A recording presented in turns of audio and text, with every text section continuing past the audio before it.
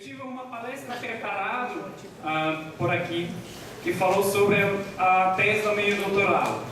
Só que eu cheguei aqui, fiquei aqui 3 dias, caiu a maior ocupação da cidade aqui no centro. Então eu mudei tudo, porque eu descobri essas últimas 2 semanas depois do incêndio que tem muito pouco conhecimento aqui do que é uma ocupação e o que é um movimento de moradia. Então, o que eu vou fazer é muito mais simples, na verdade. Eu não vou falar muito sobre arquitetura, sobre teoria, sobre urbanismo. Eu vou fazer uma reflexão sobre a minha experiência, morar 4 anos dentro de 2 ocupações da MSTC e trabalhar dia por dia juntos com o pessoal do movimento. Eu não vou pretender que eu entenda tudo, porque é muito longe da minha casa, muito longe da minha realidade, lá da Bélgica. Nem consigo falar português direito até agora, está difícil para mim, mas eu vou tentar. Às vezes eu vou pedir uma ajuda quando eu estou buscando uma palavra em português, então por favor, se tem gente aqui que fala inglês, me ajuda por precisar. Então eu vou mostrar um pouco algumas observações que eu recebi durante o meu processo de morar dentro da ocupação. Esses últimos 4 anos eu morei um pouco mais de 1 ano em várias ocupações do MSTC e eu sempre participei dentro do movimento. Eu tentei pesquisar o movimento através de movimentar com eles, através de uma participação direta dentro do movimento. Então eu vou explicar depois como isso faz parte. Eu vou falar sobre ocupar, morar e o direito à cidade. Eu vou falar sobre o direito à cidade de um jeito muito pragmático, prático. Eu sei que tem muita fala sobre a teoria do direito à cidade, o Lefebvre e Harvey. O que eu quero entender e pesquisar como funciona a construção do direito à cidade na prática, na realidade, lá no campo, lá na cidade. Então, todo o meu trabalho começa com uma pergunta bem simples. O que eu quero conhecer, o que eu quero pesquisar e entender é como ocupações fazem parte produzem um tipo de urbanismo, um tipo de proto-urbanismo, um começo de um urbanismo. Então, tudo o que eu vou falar e vou mostrar são tentativas para entender como é que o movimento faz um tipo de urbanismo. E se eles fazem isso, qual tipo de urbanismo é isso? Qual modelo, qual paradigma do urbanismo a gente está descobrindo dentro das ocupações? Então, as 2 palavras, ocupar e morar, pesquisando como a gente ocupa para morar e como isso é um começo de um processo de fazer cidade, construir cidade, produzir urbanismo, mas que surge de uma necessidade, ocupar porque você não recebe, ocupar com o tipo de urbanismo. Geralmente quando a gente pensa em projeto urbano, projeto arquitetônico, você vai dar espaço. Qualquer projeto que a gente faz aqui, você vai desenhar para dar um espaço por um museu, para morar, para organizar debate, por colocar uma faculdade de arquitetura, qualquer coisa, sempre dar espaço. O urbanismo que eu vou pesquisar e vou mostrar é um urbanismo que pega espaço, porque ninguém dá espaço. Então a gente ocupa por causa dessa necessidade, essa precariedade, essa falta do espaço. Então eu já falei o direito à cidade como um praxis, não como uma teoria, como uma questão teórica, que é acadêmica, mas uma pergunta que está lá, dia por dia, uma luta para tentar conquistar esse direito. Então eu sempre estou me perguntando o que é esse direito que a gente está tentando a construir dentro das ocupações.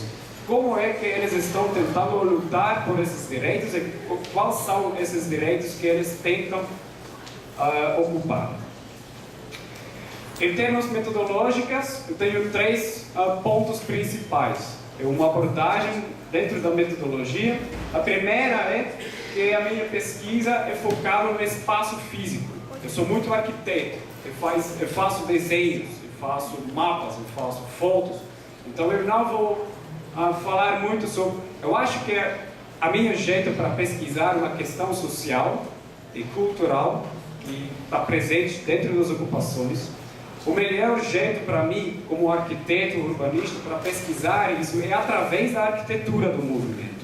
Então, estou sempre pesquisando como eles estão construindo, literalmente, paredes, divisões, portas, quebrar paredes, abrir espaços, construir espaços, melhorar espaços, sempre focando na arquitetura, desde a escala menor dos imóveis dentro das casas das pessoas, até a escala maior da cidade.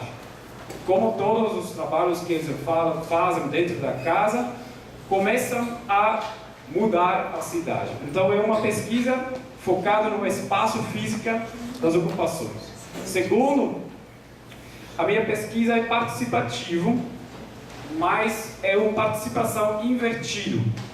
Eu sei que agora tem muita fala sobre participação, projeto participativo dentro da arquitetura e urbanismo. Agora, todos os governos, todas as empresas, escritórios fazem projeto participativo, não é?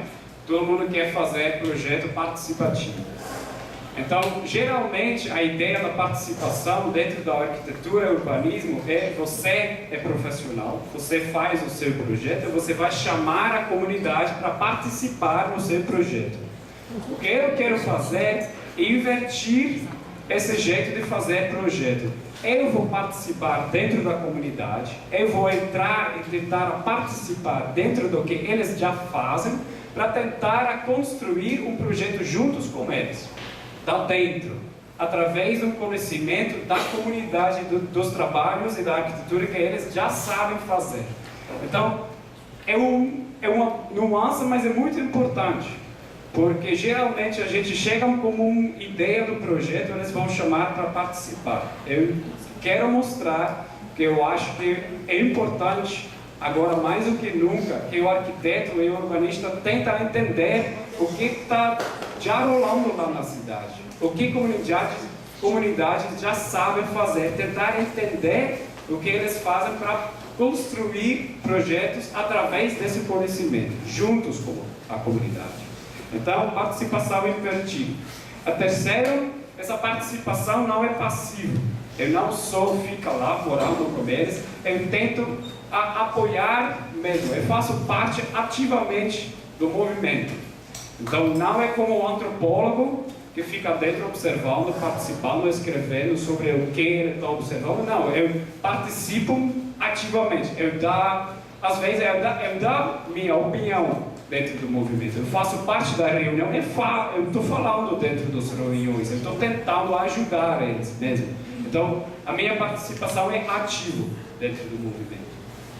Então, por exemplo, essa foto, a mesma foto daqui, quando eu participei numa ocupação na José Bonifácio, faz 2 anos que eu participei lá, foi a primeira reunião numa nova ocupação. Um ano depois eu voltei para discutir essa ocupação com a comunidade que ocupou lá, para construir a minha narrativa, a minha pesquisa juntos com eles, para pensar juntos como vamos continuar esse trabalho. Bom, tudo isso para tentar entender o urbanismo das ocupações, como eu já falei.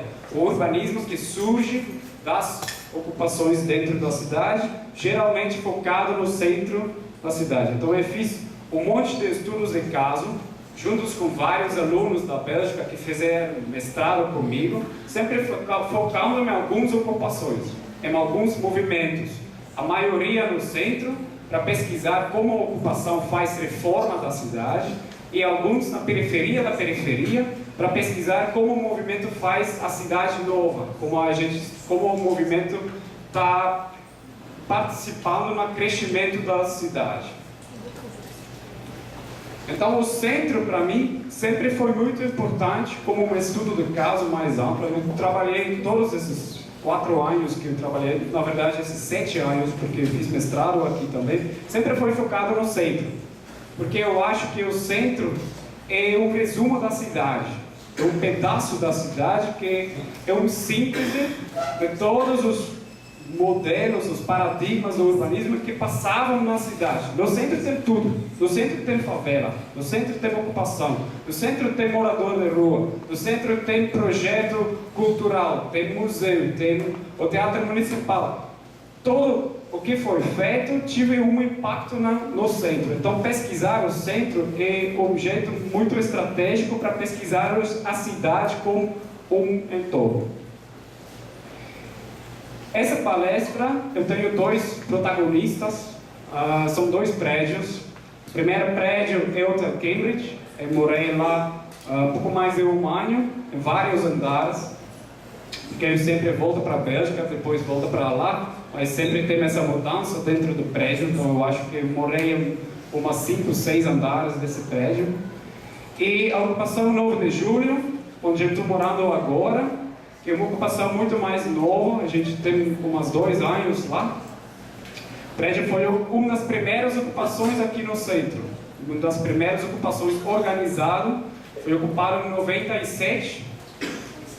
A gente ficava lá 6 anos, mudavam tudo lá dentro, tive 150 famílias morando lá dentro, e foi feito um projeto.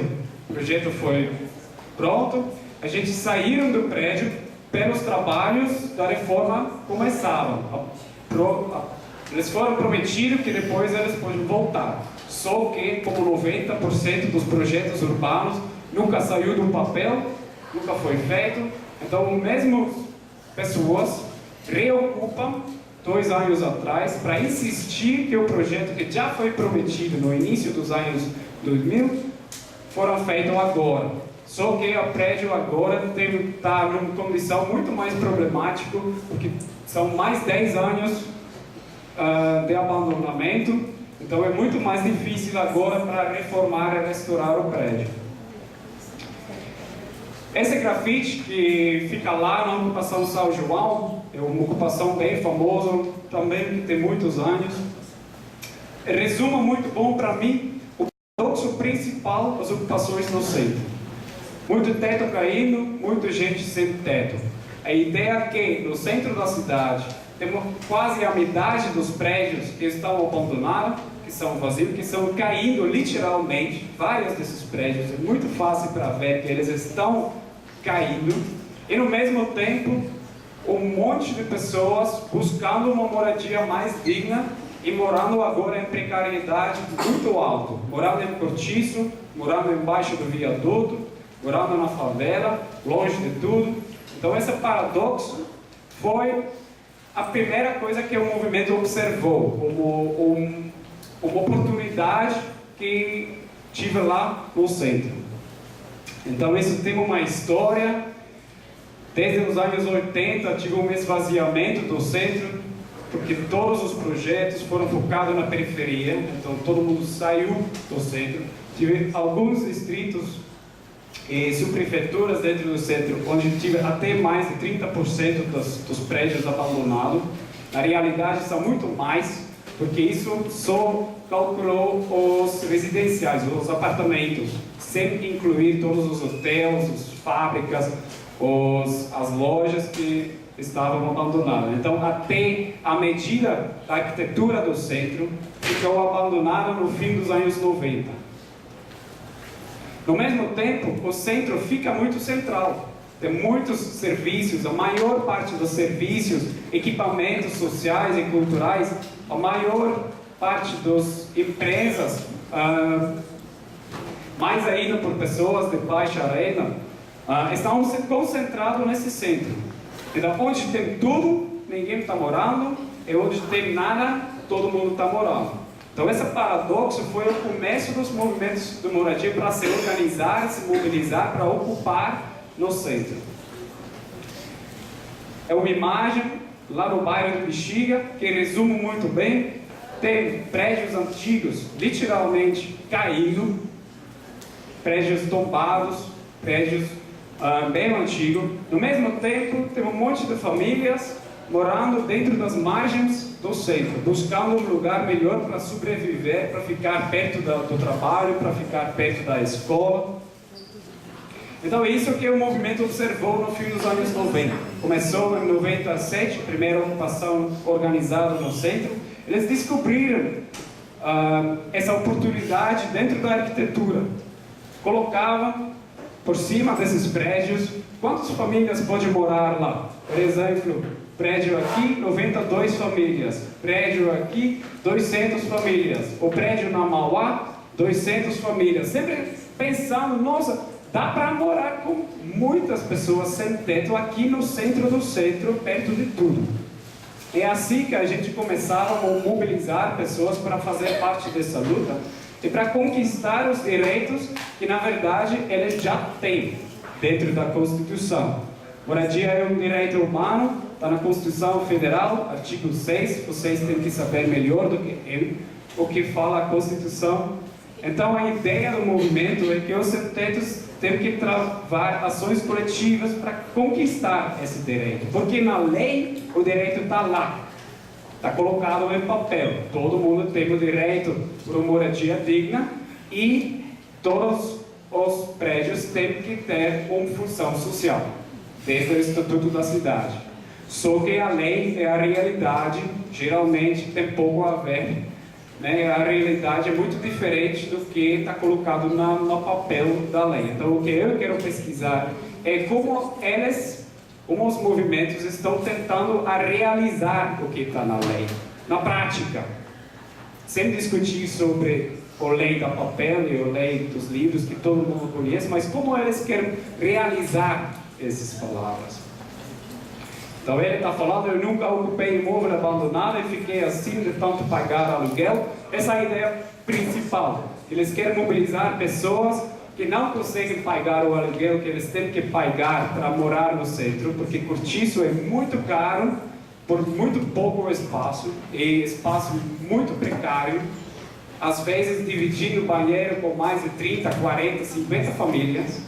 Então, para sair dessa expulsão, dessa realidade precária, eles querem se organizar, juntar as forças dessas famílias para se mobilizar e organizar movimentos de moradia. Essa é a porta da ocupação que tive lá na Paysandu em 2015. Se morar é um direito, ocupar é um dever. Isso que eles querem mostrar nas famílias sem teto. Ou seja, a gente tem o direito de morar com dignidade. Todo mundo tem que ter. Só que para conquistar esse direito, a gente tem que se unir, a gente vai ter que ocupar, porque ninguém vai dar para nós. A gente vai ter que ocupar e pegar esse direito. A gente vai ter que construir esse direito eles mesmos. Então esse é um grupo de base, em um cortiço lá no Brás, na Avenida Celso Garcia, onde o ano passado o movimento organizou um grupo de base. É para explicar para vocês como funciona o grupo de base. Então, é um movimento que vai até as famílias sem tetos para explicar para eles o que é o movimento, como a gente faz a ocupação, quais são os seus direitos e também quais são os seus deveres para participar nessa luta. Eles sempre falam que, na verdade, eles só querem construir moradia para construir cidadãos. Então, o projeto pedagógico, o projeto educativo com essas famílias é muito mais grande do que só ocupar um espaço, organizar um quarto e morar. Pronto. É um trabalho social, é um trabalho cultural, é um trabalho educativo para tentar mostrar a essas famílias como eles podem chegar a ter uma cidadania melhor. Algumas semanas depois, juntar todos esses grupos de base dentro de uma ocupação do centro, isso é no salão lá no Hotel Cambridge, juntando vários grupos de base assim, várias famílias que moravam dentro do cortiço, moravam na rua, moravam na favela, moravam de favor, para ocupar juntos, porque você precisa bastante gente para conquistar essa ocupação. Não é fácil, então se você vai ocupar sozinho, não vai dar muito tempo para ficar. A gente precisa essa mobilização de massa para conquistar esses direitos. A minha companheira aqui, pronto lá para ocupar, é para mostrar para vocês que essa ideia, depois a gente vai falar juntos, mas é para insistir que a ideia que às vezes é colocada na mídia geral sobre as famílias que moram numa ocupação, como pessoas vagabundos, marginais, ladrões, são famílias. A maioria que eu conheço lá, eu conheço muita gente lá depois de todo esse tempo, são mais como crianças que querem ficar mais perto da escola, que querem achar um trabalho no centro, que querem se melhorar, que querem sair do aluguel do cortiço, porque não dá para sobreviver quando você tem que pagar 800, 900, até R$1.000 de aluguel por um quartozinho, alguns metros quadrados. Então são pessoas que estão lutando para se melhorar. O caminho pela ocupação, de novo, juntos com as crianças, juntos com as famílias. A ideia do movimento lá é movimentar essas famílias. É muito importante. Para entrar no movimento, você tem que se movimentar. Isso não é fácil, é uma decisão muito forte por cada família que participa nisso. Porque não é pouca coisa se movimentar juntos com as suas crianças para entrar num prédio que foi abandonado às vezes há 15, 20, 25 anos. Então essa movimentação para se levantar e pegar, conquistar os seus direitos é uma decisão muito forte. Então esse momento do caminho para ocupar um prédio, para conquistar, para tentar entrar no prédio, é um momento muito emocional, geralmente. Porque pela maioria, é a primeira vez que a gente vai lutar mesmo pelos direitos que eles têm.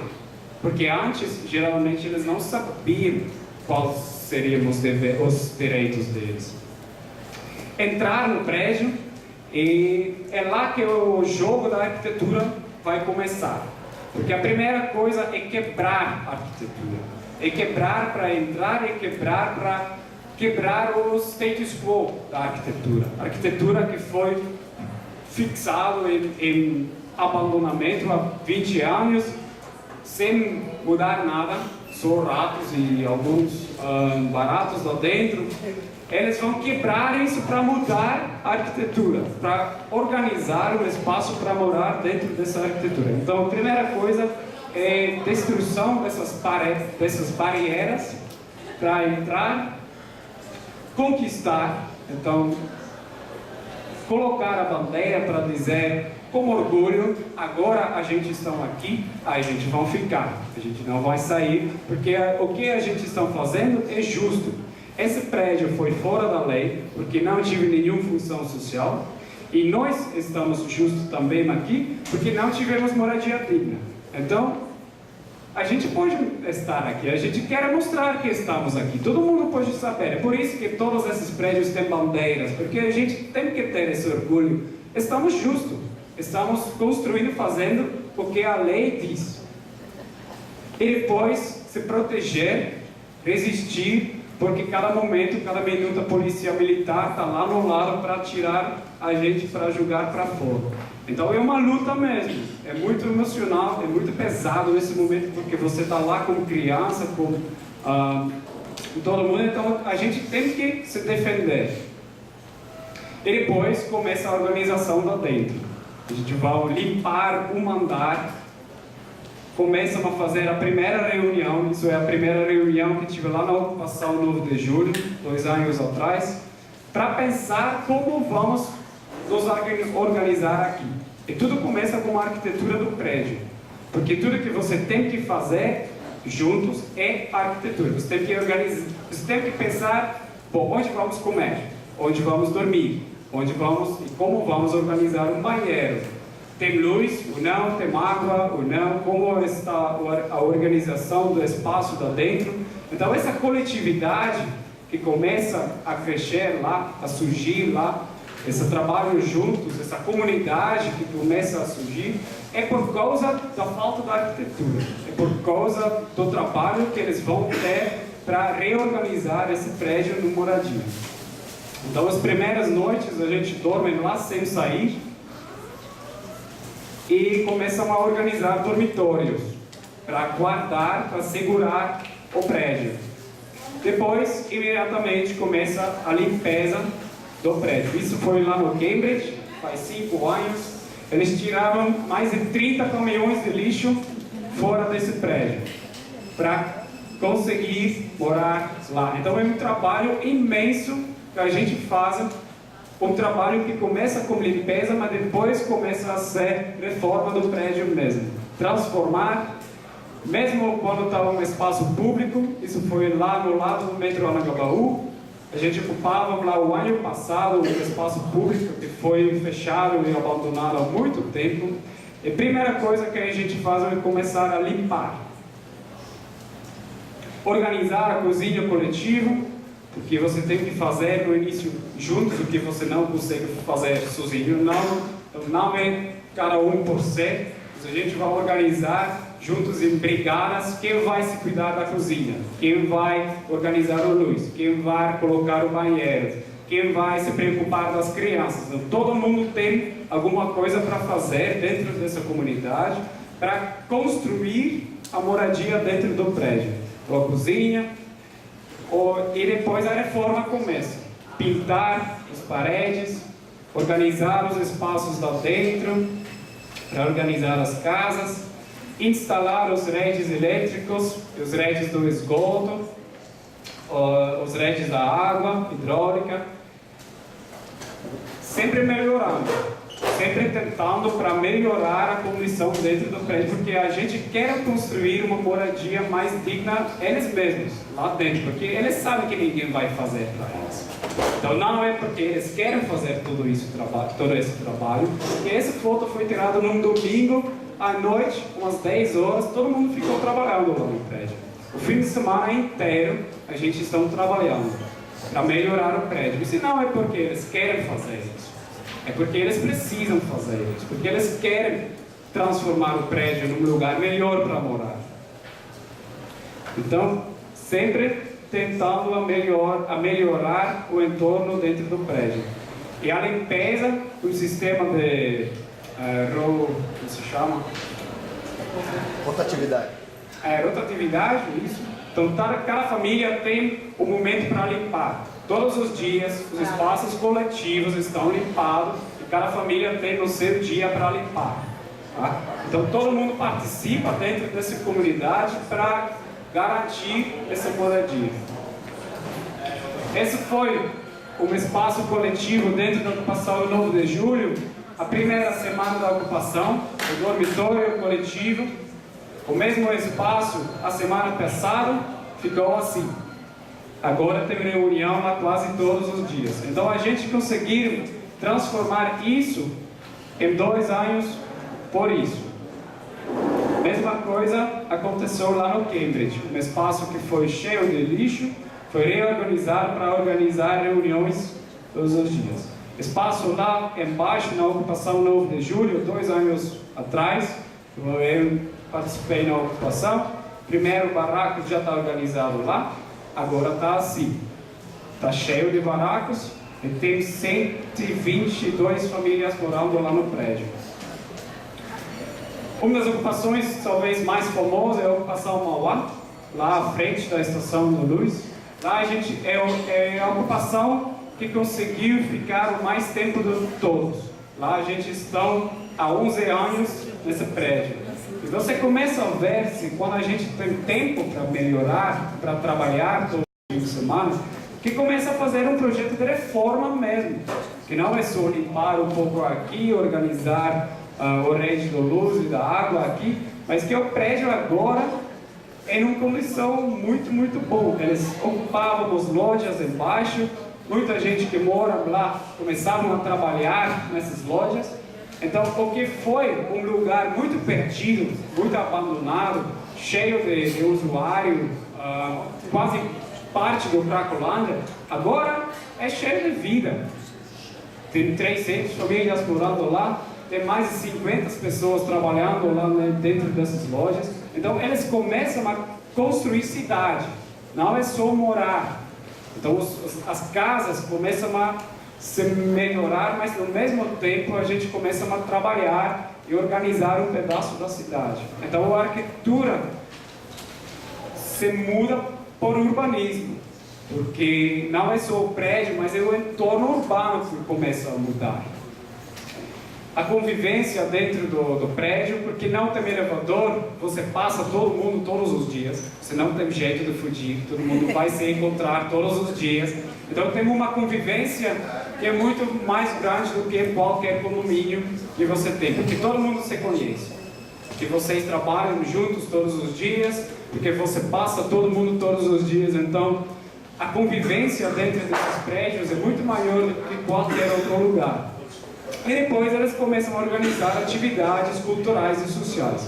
Aula da capoeira lá no Hotel Cambridge, festa da criança lá na ocupação Cambridge, festa da criança lá na ocupação Mauá, festa da família lá no Cambridge, cinema com as crianças lá no Cambridge, gente trabalhando, gente que conseguiram sair do trabalho do escravo que tem lá no Braz, famílias que trabalham com tecido, com textura, costura, há muito tempo que conseguiram sair desse trabalho do escravo, porque eles tiveram um espaço dentro da ocupação para organizar os seus próprios espaços de trabalho.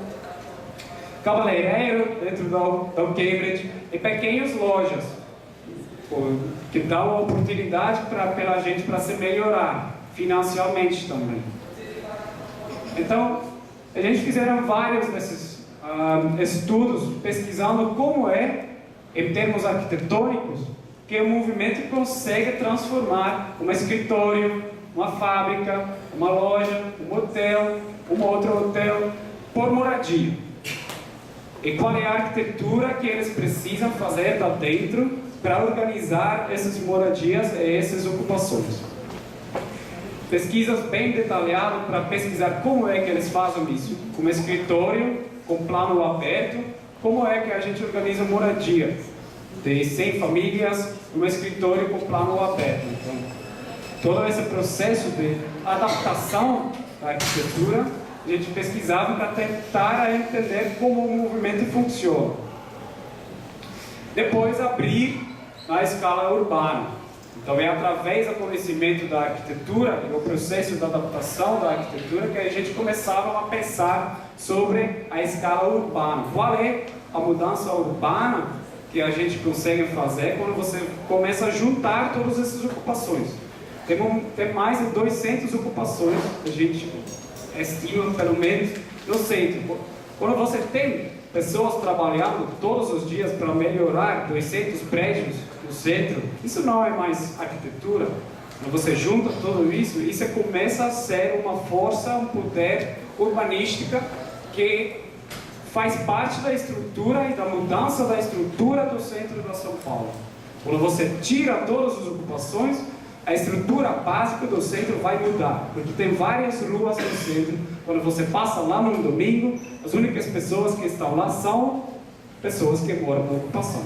Na rua José Bonifácio, tem criança brincando todos os domingos. Se eles não foram lá, tive ninguém. Lá na esquina, no 9 de julho, o Cambridge foi desocupado, eu sempre passei lá, sempre tive gente lá, agora tem ninguém lá, porque a ocupação foi tirada. Então vou explicar um pouco. Tudo o que é branco aqui nesse mapa são prédios abandonados, 100%, totalmente vazio. O que é cinza são prédios que são só usados no térreo, onde tem um comércio, um lanchonete no térreo, e tudo por cima é abandonado. Tudo aqui é vermelho são ocupações, para mostrar que faz parte da estrutura do centro. Não são algumas ocupações, não é coisa marginal, mas é coisa principal do centro contemporâneo. E a gente começava a reconstruir essa história dos movimentos no centro. Tentaram mapear como começou com um movimento e como esse movimento se fragmentou em vários movimentos e agora tem umas 10 até 15, ninguém sabe na verdade, movimentos que organizam ocupações no centro. A organização dentro do movimento, então eu participei sempre com a Frente da Luta. MSTC é um dos 11 movimentos que fazem parte da Frente da Luta. Cada movimento tem o seu liderança e cada movimento tem algumas ocupações. Por exemplo, MSTC tem umas 7 ocupações no centro e um terreno ocupado na Zona Leste. E todos os movimentos têm alguns grupos de base organizados em vários cortiços ou lugares no centro e na periferia. Então, quando você junta tudo isso, dá para começar a entender que o movimento tem uma estrutura orgânica, não é como uma empresa ou como uma faculdade, onde cada pessoa tem o seu trabalho, o seu papel, mas no mesmo tempo tem uma estrutura, tem uma organização muito forte dentro do movimento. E o mapa da cidade, onde a gente estão, os movimentos da frente da luta ocupam, onde temos grupos de base e quantas famílias, esses círculos são a quantidade das famílias que estão dentro das ocupações lá, para mostrar como é só um movimento, mas eles estão na cidade inteira. Então, não é uma coisa da margem da cidade, mas faz parte da estrutura da cidade. Eles estão igual em todos os lugares da cidade e eles conseguiram eles têm mais de 10 mil pessoas morando nas ocupações, só da frente da luta, é um dos movimentos organizados. Então, dentro da frente tem mais de 10 mil pessoas que moram nessas ocupações. Então, não é pouca coisa para organizar tudo isso sem apoio e sem ajuda nenhuma. Essa é a última imagem que eu vou mostrar, depois a gente vai abrir o debate, mas é uma imagem que é muito importante para mim. O que a gente fizeram com alguns alunos lá da Bélgica é juntar todos os prédios, todos os terrenos, todos os projetos que a Frente da Luta está fazendo agora. Na verdade, já mudou.